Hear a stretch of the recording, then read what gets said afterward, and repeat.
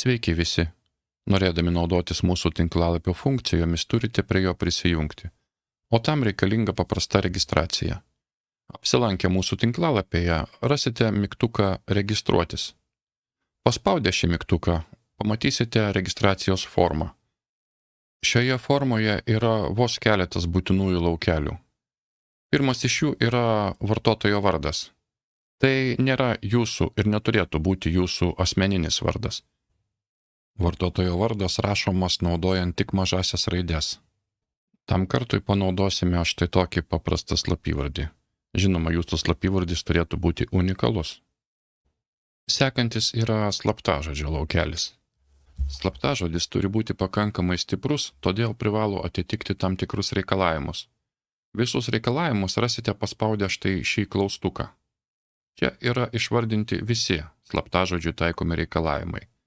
Tai yra slaptažodis turi turėti bent jau vieną skaičių nuo 0 iki 9, turi turėti bent jau vieną mažąją raidę, bent jau vieną didžiąją raidę, bent jau vieną specialų simbolį iš tai šio sąrašo ir simbolių skaičius turi būti ne mažiau 12 ir nedaugiau 32.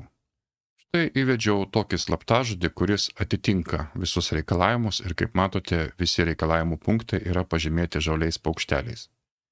Tada žemiau reikia pakartoti tą patį slaptažodį tam, kad jie sutaptų. Žinoma, rekomenduojame šį slaptažodį ne tik prisiminti, bet ir užsirašyti ar ant lapelio, ar kompiuteryje, ar ten, kur jums patogiau. Sekantis registracijos žingsnis yra elektroninis paštas. Elektroninis paštas registruojantis nėra būtinas.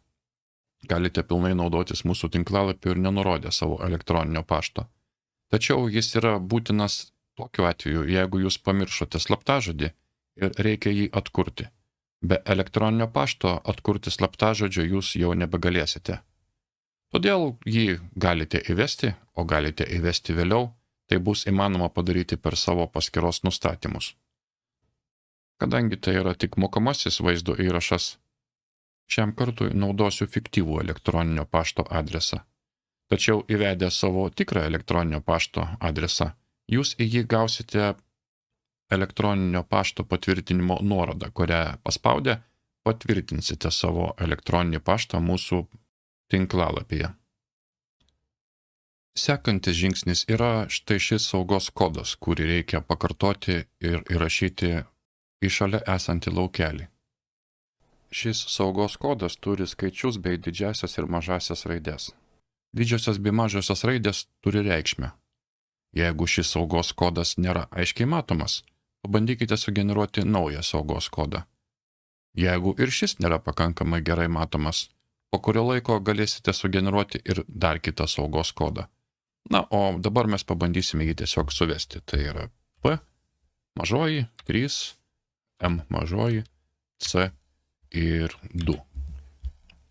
Viskas, kas liko, tai yra sutikti su tinklalapio taisyklėmis. Žinoma, rekomenduojam su jomis susipažinti tam, kad suprasti, kas ir kaip, kodėl ir kaip viso tai veikia ir kam viso to reikia. Kai su jomis susipažįstate, turite pažymėti štai šį paukštelį sutinku su taisyklėmis, kas reiškia jūsų sutikimą su taisyklėmis. Ir viskas, beliko tik paspausti registruotis. Sėkmingai užsiregistravę būsite grąžinti į pirmą puslapį, kur galima prisijungti. Čia tiesiog nurodykite savo registracijos duomenis.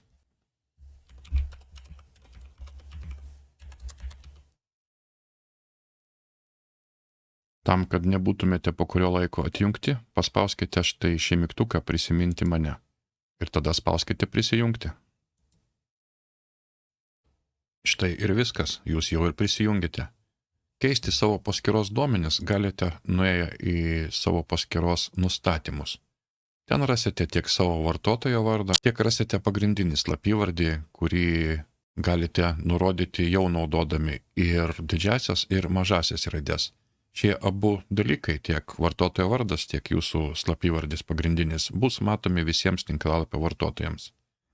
Taip pat čia galite siųsti dar kartą patvirtinimo užklausą, jei to nepadarėte, arba įvesti elektroninį paštą, jeigu to nepadarėte registracijos metu. Taip pat čia galite nurodyti savo kreipinį, jeigu tokį turite, o taip pat galite nurodyti tiek čia savo vardą, tiek pavardę, jei yra poreikis, vietą, kurioje randatės, jeigu norite, aprašyti save, jeigu pageidaujate, ir nurodyti savo paramos informaciją, jeigu planuojate tapti autoriumi ir skelbti tą paramos informaciją kitiems tinklalapio lankytojams.